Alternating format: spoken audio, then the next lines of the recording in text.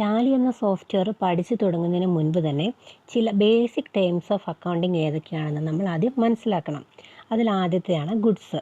Goods എന്ന് വെച്ചാൽ അതൊരു പ്രോഡക്റ്റ് ആകാം. അതായത് നമ്മൾ സെയിൽ ചെയ്യുന്നതിന് വേണ്ടിയിട്ട് നമ്മൾ വാങ്ങുന്ന ഒന്നുകിൽ ഫിനിഷ്ഡ് പ്രോഡക്റ്റ് ആകാം, അല്ലെങ്കിൽ ഫിനിഷ്ഡ് പ്രോഡക്റ്റ് ഉണ്ടാക്കുന്നതിനാവശ്യമായിട്ടുള്ള റോ മെറ്റീരിയൽസ് ആകാം. അങ്ങനെ ഏതുമാകാം. അതിനാണ് നമ്മൾ ഗുഡ്സ് എന്ന് പറയുന്നത്. അടുത്ത ഒരു ടേമാണ് പർച്ചേസസ്. പർച്ചേസസ് എന്നുകൊണ്ട് ഉദ്ദേശിക്കുന്നത് എന്താണ്? നമ്മൾ ഒരു ഫേമിലേക്ക് നമ്മൾ ആവശ്യമായിട്ടുള്ള സാധനങ്ങൾ, അതായത് വിൽക്കാൻ ആവശ്യമുള്ള സാധനങ്ങൾ നമ്മൾ വാങ്ങുന്നു. ഇത് നമ്മൾ നേരത്തെ പറഞ്ഞ പോലെ തന്നെ ഒന്നുകിൽ ഒരു ഫിനിഷ്ഡ് പ്രോഡക്റ്റ് ആയിരിക്കും നമ്മൾ വാങ്ങുന്നത്, അതിനുശേഷം നമ്മളത് റീസെല്ല് ചെയ്യുകയായിരിക്കും. അല്ലെങ്കിൽ നമ്മൾ കുറേ റോ മെറ്റീരിയൽസ് എല്ലാം പർച്ചേസ് ചെയ്തിട്ട് അതിനെ ഒരു ഫിനിഷ്ഡ് പ്രോഡക്റ്റ് ആക്കി മാറ്റിയിട്ടായിരിക്കും വിൽക്കുന്നത്. അപ്പോൾ ഏത് രീതിയിലാണ്, അതായത് വിൽക്കാൻ ആവശ്യമായിട്ടുള്ള സാധനങ്ങളൊക്കെയാണ് നമ്മൾ പർച്ചേസ് എന്ന അണ്ടറിൽ നമ്മൾ ഉൾപ്പെടുത്തുന്നത്. അടുത്തൊരു ടേമാണ് സെയിൽസ്. ഇപ്പം നമ്മൾ എവിടെ പർച്ചേസ് ഉണ്ടോ അതിനൊരു ഓപ്പോസിറ്റായിട്ട് അവിടെ ഒരു സെയിലും ഉണ്ടായിരിക്കും അല്ലേ. നമ്മൾ ഒരു പ്രോഡക്റ്റ് പ്രൊഡ്യൂസ് ചെയ്യാൻ ആവശ്യമായിട്ടുള്ള സാധനങ്ങളെല്ലാം പർച്ചേസ് ചെയ്തു, അതിനുശേഷം നമ്മളവ സെയിൽ ചെയ്യുന്നു. ഈ സെയിൽ എന്ന് പറയുന്നത് രണ്ട് രീതിയിൽ നടക്കാം. ഒന്നുകിൽ ക്യാഷ് സെയിലാകാം, അല്ലെങ്കിൽ ക്രെഡിറ്റ് സെയിലാകാം. ക്യാഷ് സെയിൽ എന്ന് വെച്ചിട്ട് എന്താ, നമ്മൾ അപ്പം സാധനങ്ങൾ വിൽക്കുന്നു, അതിൻ്റെ എമൗണ്ട് എത്രയാണോ നമുക്ക് അതപ്പോൾ തന്നെ തിരിച്ച് കിട്ടുന്നു. ഇനി തിരിച്ച് കിട്ടാതെ അതൊരു 30 ദിവസത്തേക്കോ അല്ലെങ്കിൽ 2 മാസത്തേക്കോ കടമായിട്ട്, അതായത് ഇത്രാം തീയതി നമുക്ക് ആ എമൗണ്ട് തിരിച്ച് തരാമെന്നൊരു വ്യവസ്ഥയിൽ നമ്മൾ കടമായിട്ടും സാധനങ്ങൾ വിൽക്കാറുണ്ട്. അവയാണ് നമ്മൾ ക്രെഡിറ്റ് സെയിൽസ് എന്ന് പറയുന്നത്. അടുത്തതാണ് പർച്ചേസ് റിട്ടേൺ ഓർ റിട്ടേൺ ഔട്ട്വേഡ്. ഇപ്പോൾ നമ്മൾ പർച്ചേസ് ചെയ്ത സാധനങ്ങൾ നമ്മൾ എല്ലാം പർച്ചേസ് ചെയ്ത് കഴിഞ്ഞപ്പോഴാണ് നമുക്ക് മനസ്സിലായത് അതിൽ കുറച്ച് പ്രോഡക്റ്റിന് ക്വാളിറ്റി കുറവാണ്, അല്ലെങ്കിൽ എന്തെങ്കിലും ഡാമേജ് സംഭവിച്ചിട്ടുണ്ട്, അല്ലെങ്കിൽ അത് നമ്മൾ വിചാരിച്ചതിനേക്കാൾ അതിന് പ്രൈസ് കൂടുതലാണ്. അങ്ങനെ കാരണങ്ങൾ എന്തുമാകാം. പർച്ചേസ് ചെയ്ത സാധനങ്ങൾ നമ്മൾ തിരിച്ചു കൊടുക്കുന്നതിനെയാണ് പർച്ചേസ് റിട്ടേൺ അല്ലെങ്കിൽ റിട്ടേൺ ഔട്ട്വേഡ് എന്ന് പറയുന്നത്. ഒരു ടേമാണ് sales return or return inward. Sales return എന്നുകൊണ്ട് ഉദ്ദേശിക്കുന്നത് നമുക്ക് കസ്റ്റമേഴ്സിന് വിറ്റുപോയ സാധനങ്ങൾ നമുക്ക് തിരിച്ചു തരുന്നു. അത് ചിലപ്പോൾ ക്വാളിറ്റി കുറവ് കൊണ്ടോ അല്ലെങ്കിൽ എന്തെങ്കിലും ഡാമേജ് സംഭവിച്ചുകൊണ്ടൊക്കെ നമുക്ക് റിട്ടേൺ വരാറുണ്ട് അല്ലേ. അപ്പോൾ അത്തരം റിട്ടേൺ വരുന്നതിനെയാണ് നമ്മൾ സെയിൽസ് റിട്ടേൺ അല്ലെങ്കിൽ റിട്ടേൺ ഇൻവേർഡ് എന്ന് പറയുന്നത്.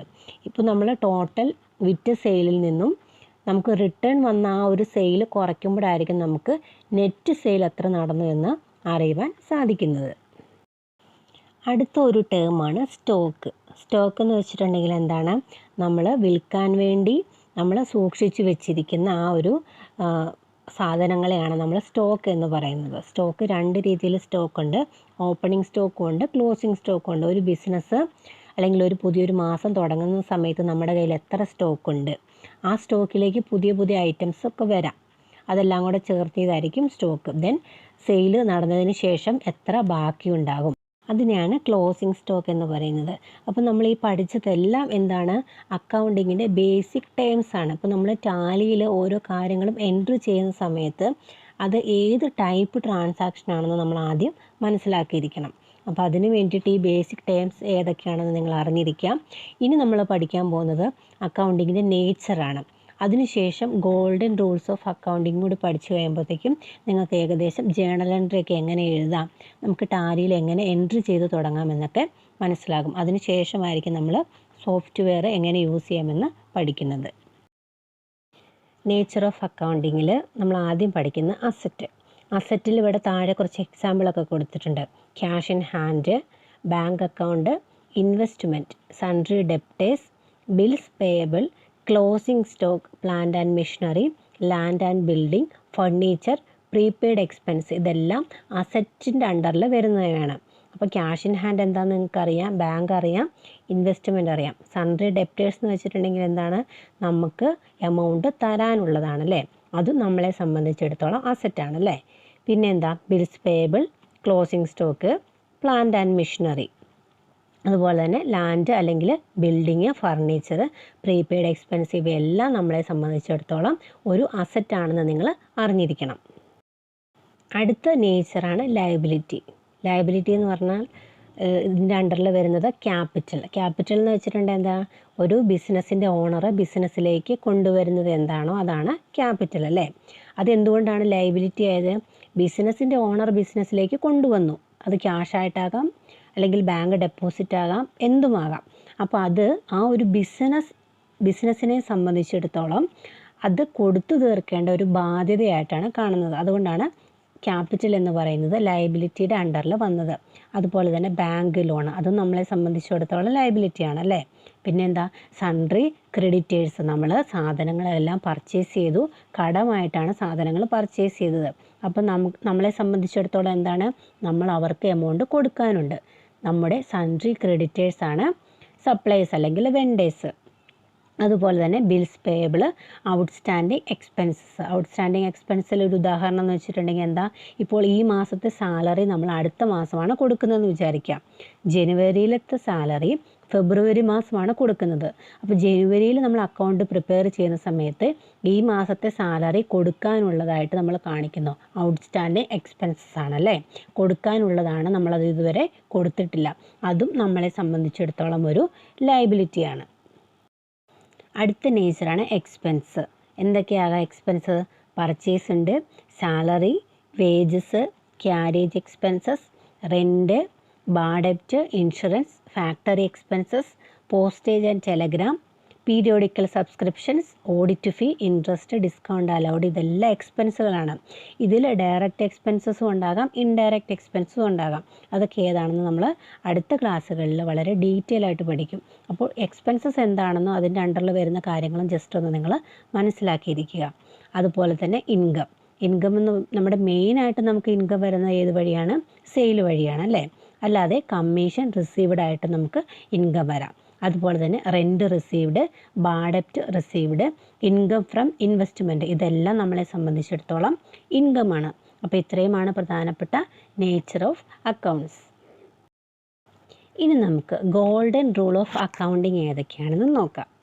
ഇതിൽ നമ്മൾ ഈ ഒരു കാര്യം നിങ്ങൾ ബൈ ഹാർട്ട് ചെയ്ത് വെച്ചിരുന്നിട്ടുണ്ടെങ്കിൽ നിങ്ങൾക്ക് ഏത് ട്രാൻസാക്ഷൻ വന്നിട്ടുണ്ടെങ്കിലും അതിൻ്റെ ജേണൽ എൻട്രി വളരെ ഈസി ആയിട്ട് എഴുതാനായിട്ട് സാധിക്കും. ഇത്ര മാത്രം ശ്രദ്ധിക്കുക. അസറ്റ് കൂടുമ്പോൾ ഡെബിറ്റ് ബാലൻസ്, കുറയുമ്പോൾ ക്രെഡിറ്റ് ബാലൻസ്.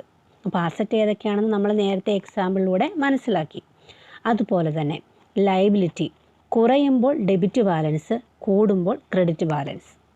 എക്സ്പെൻസസ് കൂടുമ്പോൾ ഡെബിറ്റ് ബാലൻസും കുറയുമ്പോൾ ക്രെഡിറ്റ് ബാലൻസും. ഇൻകം കുറയുമ്പോൾ ഡെബിറ്റ് ബാലൻസും കൂടുമ്പോൾ ക്രെഡിറ്റ് ബാലൻസും. അപ്പോൾ ഇത്ര മാത്രം മനസ്സിലാക്കി വെക്കുക.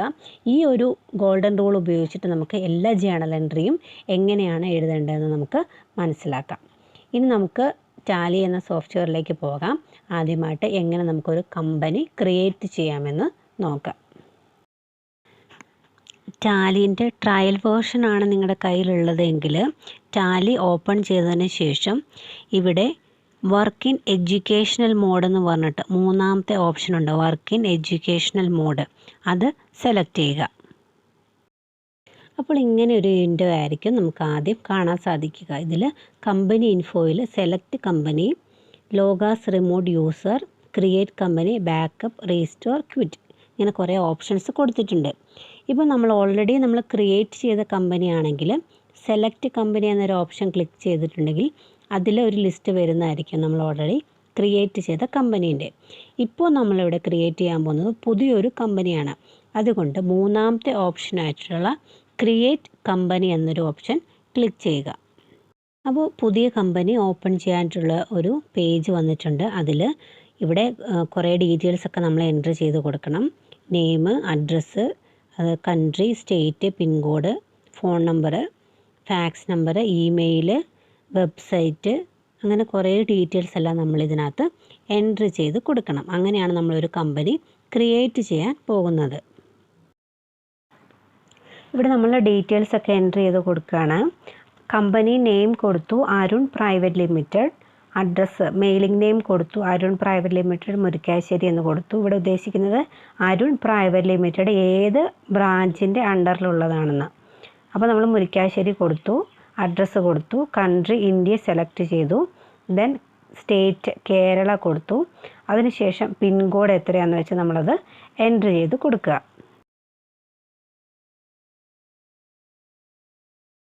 നിങ്ങൾ ക്രിയേറ്റ് ചെയ്യുന്ന കമ്പനിയുടെ പിൻകോഡ് എത്രയാണോ ആ പിൻകോഡ് എൻട്രി ചെയ്ത് കൊടുക്കുക. അതിനുശേഷം കമ്പനിയുടെ ഫോൺ നമ്പർ, ലാൻഡ് ഫോൺ നമ്പരും മൊബൈൽ നമ്പർ എത്രയാണ് അത് കൊടുക്കുക, ഫാക്സ് നമ്പർ എത്രയാണെന്ന് കൊടുക്കുക. അതുപോലെ തന്നെ ഇമെയിൽ ഐ ഡി. ഇപ്പോൾ ഞാൻ തൽക്കാലം ഒരു ഇമെയിൽ ഐ ഡിയാണ് ക്രിയേറ്റ് ചെയ്തിരിക്കുന്നത്. arun.private.limited@gmail.com എന്ന് കൊടുത്തിട്ടുണ്ട്. നിങ്ങൾ ക്രിയേറ്റ് ചെയ്യുന്ന കമ്പനിയുടെ ഇമെയിൽ ഐ ഡി എത്രയാണോ എന്താണോ അത് കൊടുക്കുക. ദെൻ വെബ്സൈറ്റ് കൊടുക്കുക, www.arun.private.limited.com എന്ന് ഞാൻ കൊടുത്തു. അപ്പോൾ നിങ്ങൾ വർക്ക് ചെയ്യുന്ന സ്ഥാപനത്തിൻ്റെ വെബ്സൈറ്റും ഇമെയിൽ ഐ ഡി എങ്ങനെയാണെന്ന് വെച്ചാൽ കൊടുക്കുക. അതിനുശേഷം ഇവിടെ books and financial year details ചോദിച്ചിട്ടുണ്ട്. ഫിനാൻഷ്യൽ ഇയർ ഫ്രം അത് 1st April to 31st March ആണോ, അതോ 1st January to December 31st ആണോ, അതോ ഏത് സ്ഥാപനത്തിൻ്റെ ഫിനാൻഷ്യൽ ഇയർ എങ്ങനെയാണോ അത് അതിനനുസരിച്ച് സെറ്റ് ചെയ്യുക. അതിനുശേഷം ബുക്സ് ബിഗിനിങ് ഫ്രം എന്ന് പറഞ്ഞ ഡേറ്റ് കൊടുത്തിട്ടുണ്ട്. ഫിനാൻഷ്യൽ ഇയർ 1/4/2021 ആണെങ്കിൽ പോലും നമ്മുടെ ബിസിനസ്സിൽ ട്രാൻസാക്ഷൻ തുടങ്ങിയത് ചിലപ്പോൾ വേറൊരു ഡേറ്റിലായിരിക്കും. അപ്പോൾ ആ ഡേറ്റ് ഏതാണോ അത് അവിടെ കൊടുക്കുക. ഞാനിവിടെ 1/4/2021 തന്നെയാണ് കൊടുത്തിരിക്കുന്നത്. നിങ്ങൾ അതിനനുസരിച്ച് മാറ്റം വരുത്തുക. 4ക്ക് പാസ്വേഡ് വേണമെങ്കിൽ അത് സെറ്റ് ചെയ്യാം, ഇല്ലെങ്കിലും കുഴപ്പമൊന്നുമില്ല. ദെൻ എൻ്റർ അടിച്ച് വേറെ ഇതിൽ മാറ്റങ്ങളൊന്നും പ്രത്യേകിച്ച് വരുത്തണ്ട. അതിനുശേഷം നമ്മൾ സേവ് ചെയ്യുക. അങ്ങനെ സേവ് ചെയ്യുമ്പോൾ ഇങ്ങനെ ഒരു വിൻഡോ ആയിരിക്കും ഓപ്പണായി വരിക. അതിൻ്റെ ഇടത് ഭാഗത്ത് നമ്മൾ ക്രിയേറ്റ് ചെയ്ത കമ്പനി അരുൺ പ്രൈവറ്റ് ലിമിറ്റഡ് എന്ന് പറഞ്ഞാൽ നമുക്ക് കാണാനായിട്ട് സാധിക്കും.